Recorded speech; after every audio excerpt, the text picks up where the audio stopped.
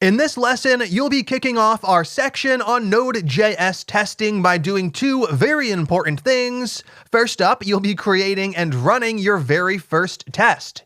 So you'll see exactly what tools we'll be using to get that done.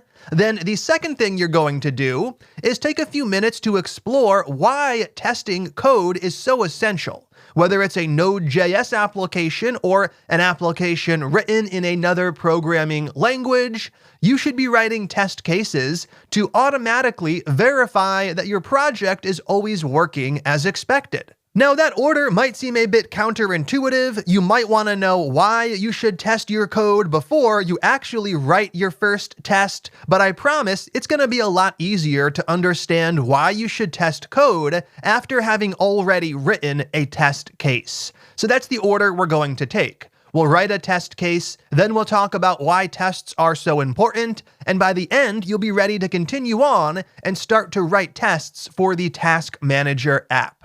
Alright, let's go ahead and dive right in by setting up the one tool we're going to need to write our test cases. Now, there are literally dozens of different libraries that allow you to create and run tests for your Node.js application. Over in the browser, we're going to explore two of the major players, one of which we'll be using in this section. So let's crack open two tabs. The first tab is going to open up the Jest testing framework, which we can find at jest.js.io. Now, this is the testing framework we're actually going to use in this section. The other testing framework, which I want to take a quick moment to address, is Mocha. You can find that over at mocha.js.org. Out of all of the options available to you as someone who wants to write test cases for their Node.js project, I'd say that Mocha and Jest are definitely the most popular and the most widely used. Now, as you head out into the real world and start to work on Node projects, whether they're open source or for a company, you'll see some companies that happily use Mocha, other companies that happily use Jest, and other companies still that use other testing frameworks entirely. All of these can achieve all of the same results, so in the end of the day, it's really just a matter of picking one that fits your personal style and preference, and then starting the process of writing your tests. And the good news is that it's pretty easy to switch between them should you need to, but once again, they can all do the same stuff. So what we're going to do is go with Jest. Jest is a bit more modern and comes with a couple of nice-to-have features that just make it a little easier to write and manage our test cases. So what I'd like to take the next few minutes to do is set up Jest in our Task Manager project and create and run our very first Jest test. Over in Visual Studio Code, the very first thing we need to do is install a brand new NPM module, so something new as a development dependency. So all of the modules for testing our application are only going to run on our local development machine. They're not things we're going to need on our production server, so we can install them as dev dependencies. Right here from the Task Manager directory, we're going to install Jest using the following command. That is npm I jest at 23.6.0, then we'll specify that save dev flag to save Jest as a development dependency. I'm going to take a quick moment to run that, and once it is done, all we need to do is set up a single new script. That script is going to start up Jest, and Jest is a zero configuration testing framework.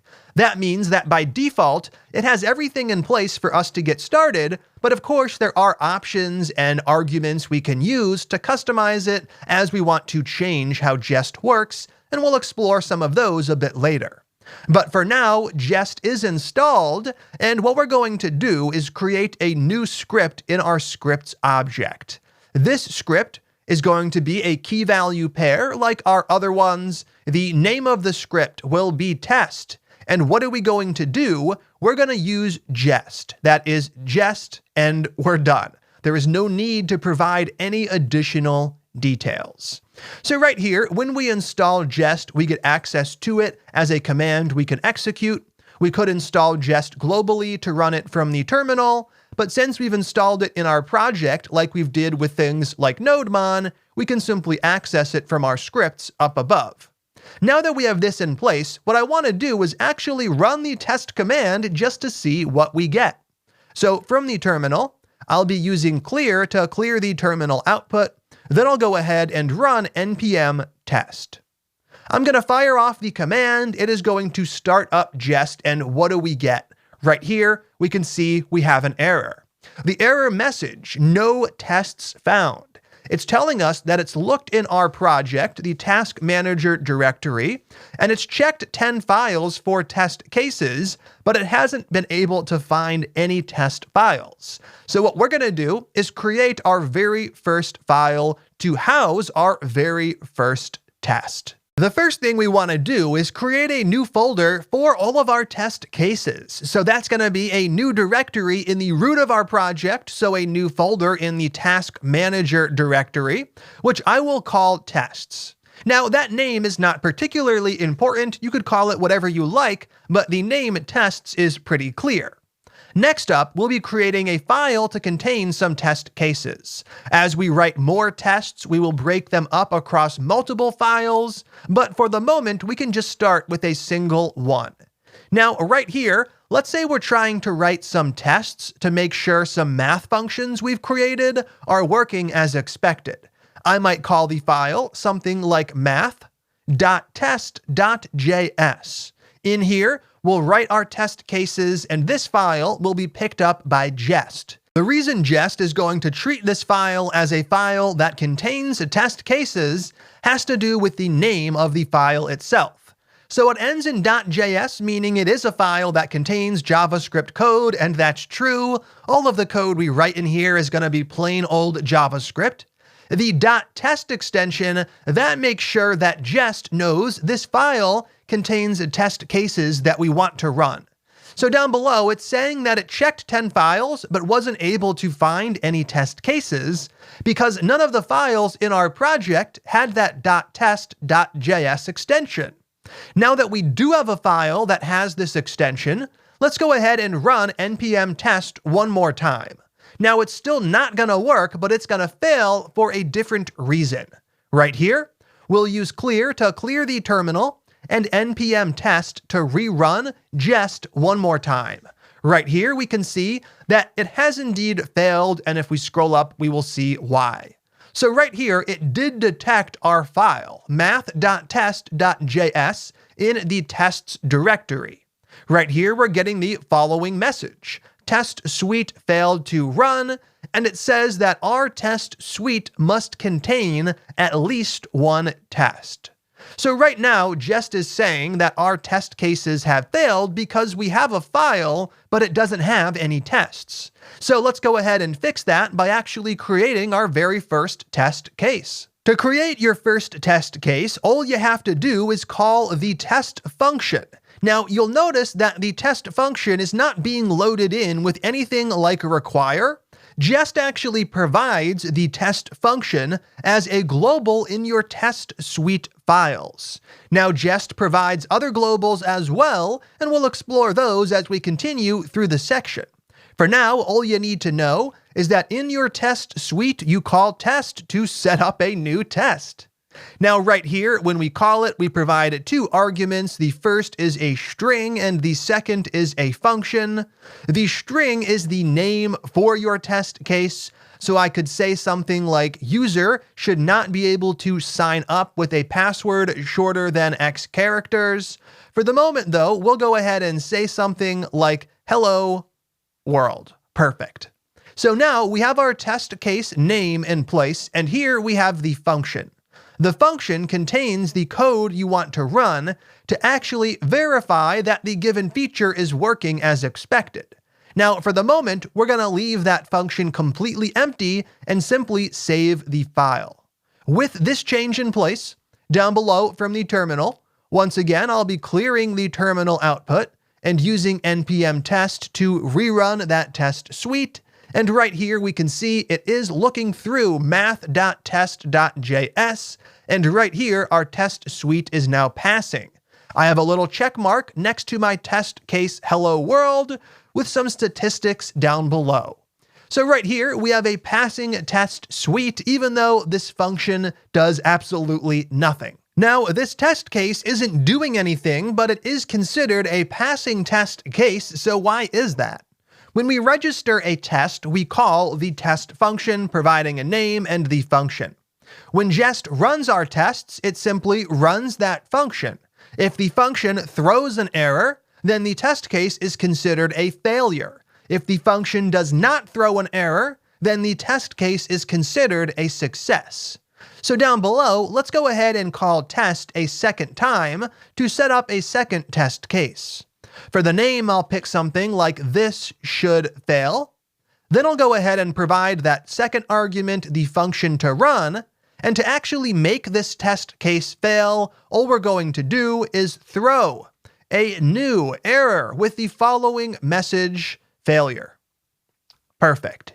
Right here, we're going to save the test suite. Down below, I'll use clear to clear the terminal output, and npm test to run that test suite again. Right here, I would expect Jest to find my file, run both tests, and down below, we can see that is exactly what's happening.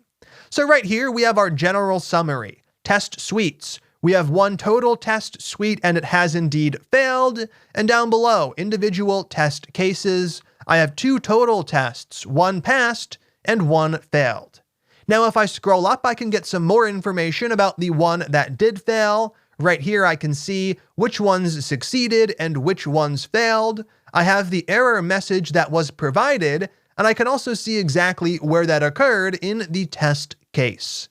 So there we go. When we're creating tests, all we're doing is creating functions. If everything worked as expected, we don't throw an error.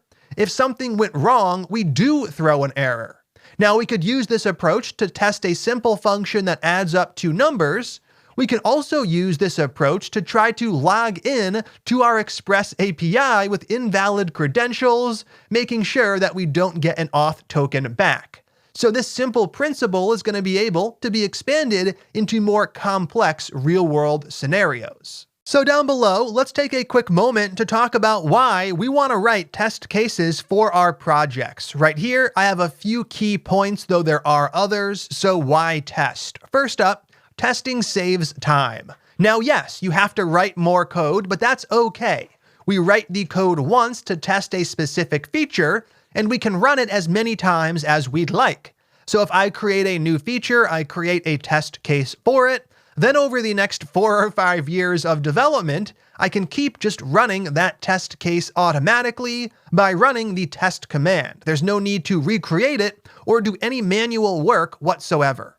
Now this is going to be even greater as your application grows in size. It'll no longer be feasible to manually test everything, and you'll rely on an automatic test suite, which brings us to the second point. When we test our code, we create more reliable software. So whether you're just creating a project for yourself or working with a company or trying to launch a startup, writing test cases is going to make it much easier to create reliable code. You'll be able to spot and fix bugs before they actually get shipped to production and mess up users. So we will have a test suite that makes sure everything is working, and if something in our application was to break, one of our test cases would fail, alerting us that something's wrong. If we run the test suite and all of our test cases are passing, then we know everything is working as expected, and we can have a little more peace of mind that our software is functional. Now, when we have a test suite in place, it also gives flexibility to developers. I can refactor code trying to do things in a different or faster way, and as long as my test cases are passing, I know I haven't broken anything. I've just changed how something is done. It also makes it much easier when collaborating with others. If someone's coming into your project to add a feature or fix something, they might not be up to speed on all of the different features of the software and how they fit together. When you have an automatic test suite, that new developer can simply run the test cases and ensure that they haven't broken anything when they changed one area of the project. You can also do a bit of profiling, so you can see if the speed your test cases run goes up or down as you make changes, so you can slowly make your application faster and faster over time. And lastly, a point I already mentioned is peace of mind. You'll know that you have an automatic test suite you can run to verify your entire project in a matter of seconds. If I wanted to make sure the task manager was completely functional, I would have to go over to Postman. I'd have to fire off a bunch of different requests, changing things to make sure I got the correct errors when bad data was provided. It would be a slow process, and there would be a lot of room for human error. It's possible that I would see the results and not realize they're incorrect. When we have a code-based test case, we can rerun our entire test suite by typing out 6 characters and waiting a few seconds. That's powerful, and it's going to allow us to create better software over time. So I am really excited to dive into testing because it is such an important feature. In the next lesson, we're going to create some test cases for a few example functions. I'm excited to get to that, so let's jump right in.